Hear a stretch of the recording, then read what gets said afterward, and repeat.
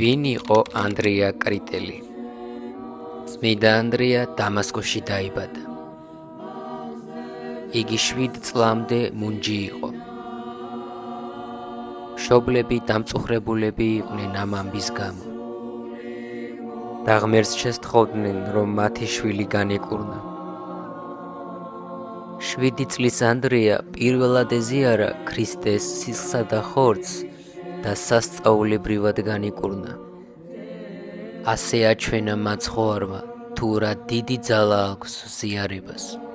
14 წლის ანდრია იერუსალიმში გააგზავნეს ღვთისმსახურების შესასწავლად.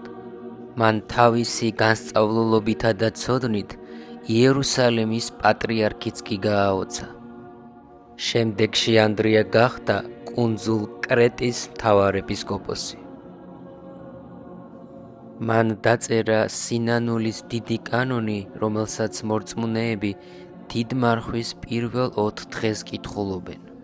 კიდევ ერთხელ მოგესალმებით ჩვენო ძვირფასო გამომწერებო, თქვენ ახლა მოისმინეთ წმინდა ანდრია კრიტელის ცხოვრების დეტალები და ნახეთ, რომ წმინდანი მოღვაწეობდა მე-7 საუკუნეების მიჯნაზე.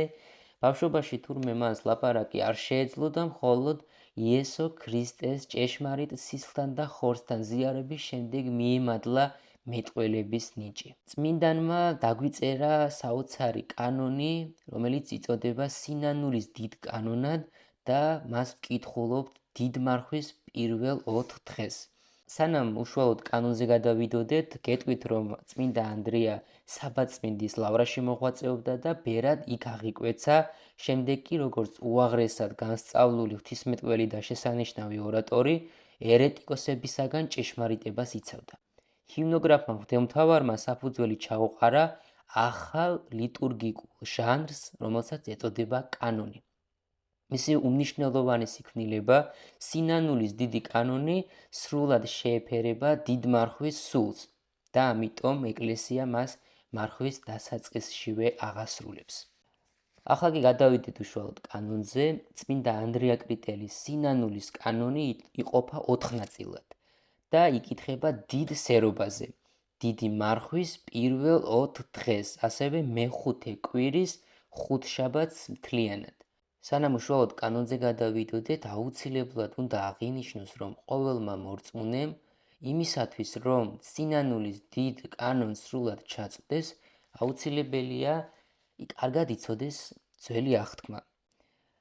ეს საგალობელი ჩვენს წინაშე გაგვიცხადებს ცოდვის სიმძიმეს და სულს ერთდროულად ავსებს სინანულითა და იმედით. წმინდა ანდრია კრიტელის კანონში ბიბლიური სახეები და მოვლენები წარმოდგენილია როგორც ადამიანის პირადი ცოდვისა და ღვთისაგან განდგომის ტრაგედია. კანონი ცოდვის სიღრმის შეცნობით გამოწვეული გოდებით იწყება. აი მისი დასაწყისი. ვინა ვიწყო მე გლოვად საქმეთა ცხოვრებისა ჩემისათა, ანუ რომელი დასაბამი ყო ქრისტე გოდებისა ამის. მართლაც ძნელია შეუდგეს სინანულის ღვაწლს. აქ უმთავრეს სირთულეს ცოდვათა სიმრავლე და სიმძიმე წარმოადგენს. პირველი საქმე ეს არის აღსარება. როცა სული ხორცთა თანაც წარსდგება ღვთის წინაშე და დაარღვევს დუმილს, იჯმენ პირველისა მის უსიტყვებისაგან, როგორც ეს ორშაბათის საკითხავშია გადმოცემული. აქ უსიტყვებაში ისიც იგულისხმება, რომ ცოდვილ ადამიანს ღვთის წინაშე თავის გასამართლებელი სიტყვები არ აქვს. ხოლო მას შემდეგ, რაც სინანულს მოიპოვებს, გარკვეულწილად სიტყვას მიუგებს შემოქმედს და მის წინაშე აღიარებს ცოდვებს. ორშაბათის საკითხავში ის ცოდვა არის ნახსენები, რომელიც ჩაიდინეს ჩვენმა პირველ მშობლებმა სამოთხეში და გადავიდნენ ღვთის მცნებას. პირველქმნილ ადამს გარდაცვლითა ვებაძვე და ვაგრძენ, სიშიშვლე ჩემი ღვთისაგან და მაღლისა მის მეფობისა და წმინდისა ფუფუნებისა დაცემათა ჩემთათვის. ანუ ყოველი კაცი ადამს გავს. იგი ცხოვრების გარკვეულ ეტაპზე უმეგობრდება ცოდვას და ეცემა. რაც შეეხება მეორე გალობას, უმეტესად მეორე გალობა სინანულითა და მიტევების დაუცხრომელი წყურვილით დატვირთულია. ამიტომ აქ ნახსენებია საღვთო ისტორიიდან ცნობილი უდიდესი დაცემები, რომელიც სინანულითა და ღვთის უსასხრო გულმოწყალებით აღიხოცა. ამიტომ ხშირად იხსენიება ლოთი, როგორც ცოდვისაგან განრიდებისა და საოცარი გადარჩენის სიმბოლო. აქ თანდათანობით შემოდის ძველი აღთქმის სახეები და ცხადდება თითოეული მათგანის სულიერი მნიშვნელობა. აქვე იხსენიება მამამთავარი იაკობი, რომლის მიერ ხილული კიბე სულიერ და ცნობიერ სიმაღლეს მოასწავებს. ასევე იხსენიებიან ძველი აღთქმიდან რაქელი, როგორც ჭირმრავალი სახე შემეცნებისა და გონიერებისა. ბიბლიური ისტორია გრძელდება და იხსენიებიან უკვე იაკობის ვაჟები. რუბენი, რომელიც ცოდვილი სულის ერთ-ერთ დამღუპელ ვნებას ავლენს. ესაა სხვისი კუთვნილის მითვისების სურვილი. შემდეგ უშუალოდ ტექსტს წავიკითხავ ერთ-ერთ მუხლს, მეცა გავყიდე ნაყოფი სიწმინდისა და უბიწოებისა, წერს ჰიმნოგრაფი. წარედ მოთქვამს, ცოდვილი კაცი და საკუთარ თავს იოსების გამყიდველ ძმებს ადარებს. აი ამიტომაც ვამბობ, რომ გავიგოთ ამ კანონში გადმოცემული მაგალითები, ამისთვის საჭიროა ძველი აღთქმის ცოდნა, საფუძვლიანი ცოდნა. და უნდა ვიცოდეთ უშუალოდ იოსების ისტორია, რომელიც მისმა ძმებმა გაყიდეს. იოსების ტანჯვა მღვიმეში მაცხოვრის გამომხსნელი და მაცხოვნებელი ვნების წინასახეა. სული კი გავს იოსების ძმებს, იოსები რომ გაყიდეს.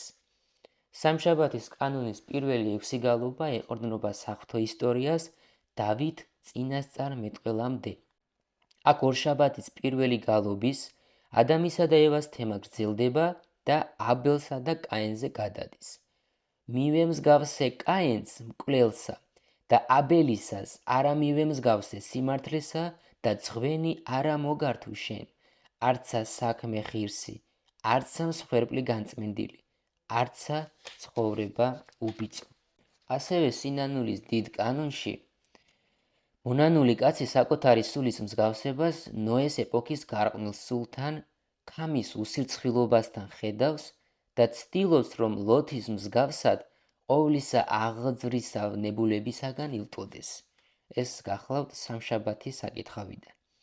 აქვე ჩდება აბრაამის სახე, რომელმაც ღმერთი გონებით იხილა. მის ძეთაგან ერთ-ერთი განდიდდა, თავადაც მამამთავარი გახდა და შთამომავლობას 12 მამამთავარი მისცა. ეს იყო იაკობი. მეორემ ესავმა კი გაყიდა სიკეთენი პირმშოებისანი და მამულისა დიდებისაგან.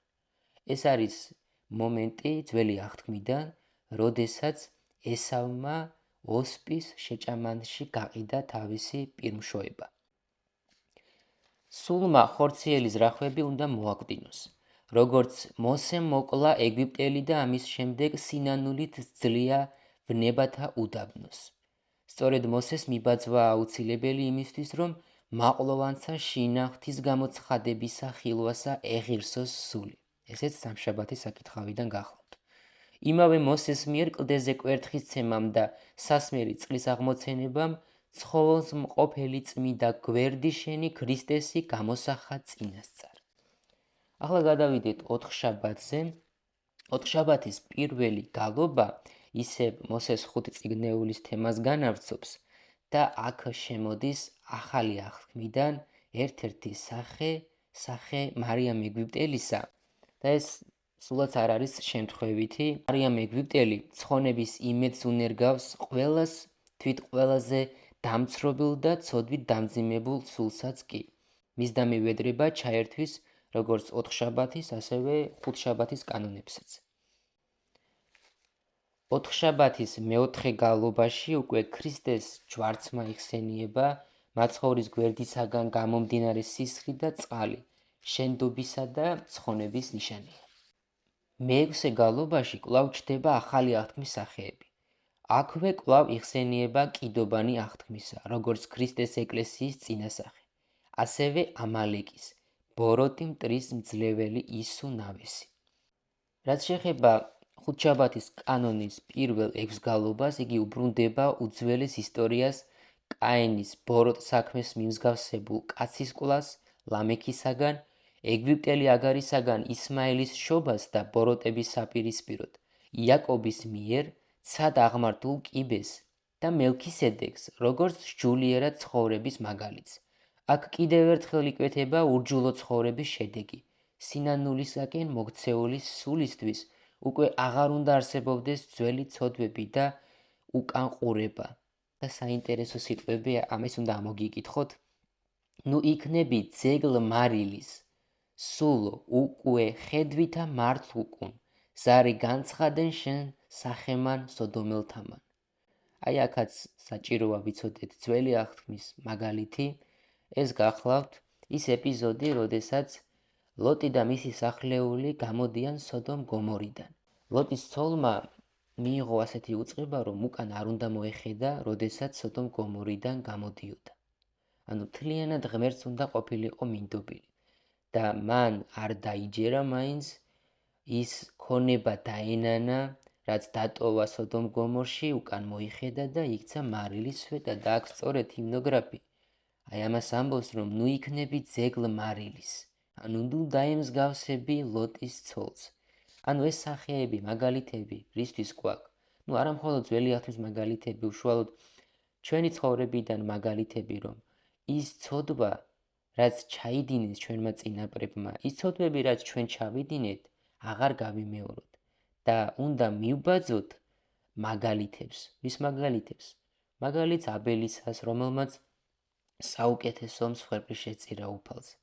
მაგალითს ნოესა, რომელიც იყო კაცი მართალი უფლის წინაშე. უნდა მივემსგავსოთ აბრაამს, რომელსაც რწმენა და ეს რწმენა შეერაცხა სიმართლედ. უნდა მივემსგავსოთ ნოეს, რომელიც ერთადერთი ადამიანი იყო, ვისაც ღვთის ხსოვნა ჰქონდა. ოთხივე კანონს ჩაერთვის ერთი და იგივე კონდაკი. სულო ჩემო, სადაც კაცი საკუთარ სულს მღვიძარებისა და ღვაწლისაკენ მოუწოდებს. კანონის ბოლოს კი წმინდა ანდრია კრიტელის ტროპარი იგალობება. ამგვარად, 4 საღამოს განმავლობაში 9 კანონი ისევ და ისევ მოგვითხრობს კაცობრიობის სულიერ ისტორიას, რომელიც ამავდროულად ჩვენი სულის ისტორიაცაა. თითოეული ადამიანის სული ერთადერთი და განუმეორებელი, ერთი და იმავე განსასწრების გზას გადის. ერთი და იმავე არჩევანის წინაშე დგას, იმავე უმაღლეს და უმნიშვნელოვანეს რეალობას ხვდება. ჩვენ შეგვიძლია ძალიან ბევრი მაგალითი მოვიყვანოთ სინანულის დიდი კანონიდან, მაგრამ ჩვენს მიზანდასახულობას არ წარმოადგენს. ჩვენი მიზანი იყო, რომ ამ 5 წუთის განმავლობაში ჩამოგვეყალიბებინა ის ძირითადი პუნქტები, ის ძირითადი მაგალითები გვეთქვა, რომელიც ამ კანონშია მოცემული. ძირითადი მიზანი ამ კანონისა ის არის, რომ ადამიანი აღძრას სინანულისაკენ. კარგად დაუფიქრდეს თითოეული ჩვენთაგანი ამ დიდ მარხვაში ჩვენს ცოდვებს, საკუთარ მეს, მოიკვეთოს საკუთარი ეგო, საკუთარი მე და ყველაფერი დაუქვემდებაროს უფალს. მოაუძლუროს თავისი ხორცი, სული კი განამტკიცოს. ღმერთმა მოგცეს იმის ძალა, რომ ღირსეულად გავატაროთ ეს წმინდა დიდმარხვა. ჩვენი მხრივ, ჩვენი სტუდია ხელს შეგიწყობთ, რომ ცოდნა ღვთისმეტყველებისა, ცოდნა წმინდა წერილისა ჩვენი უფრო მეტად განვითარდეს. რადგან როდესაც ჩვენ წმინდა წერილს ვეცნობით და ვკითხულობთ, ნათქვამია ასეთი ძვირფასი სიტყვები, რომ ჩვენ ღმერთი გვესაუბრება. ხოლო როდესაც ჩვენ ვლოცულობთ, ჩვენ ღმერთს ვესაუბრებით. და ეს სამი რამ თუ გაერთიანდა აი ამ მარხვაში, ეს საუკეთესო ნიმუში იქნება, საუკეთესო გზა იქნება ჩვენი სულიერი განვითარებისა. და რა არის ეს სამი რამ? ეს არის მარხვა, ლოცვა და წმინდა წერილის კითხვა. ღმერთმა მოგცეს ჩვენ იმის საშუალება, რომ კიდევ და კიდევ მრავალი ვიდეო ჩავწეროთ და ერთად მიმოვიხილოთ საინტერესო თემები. ყველას დიდი მადლობა, ვინც ბოლომდე მოусმინეთ ჩვენს ვიდეოს და შეგახსენებთ, რომ არ დაგავიწყდეთ ჩვენი YouTube არხის გამოწერა, რათა უფრო მეტმა ადამიანმა ნახოს ჩვენი ვიდეოები. დიდი მადლობა, მომავალ შეხვედრამდე.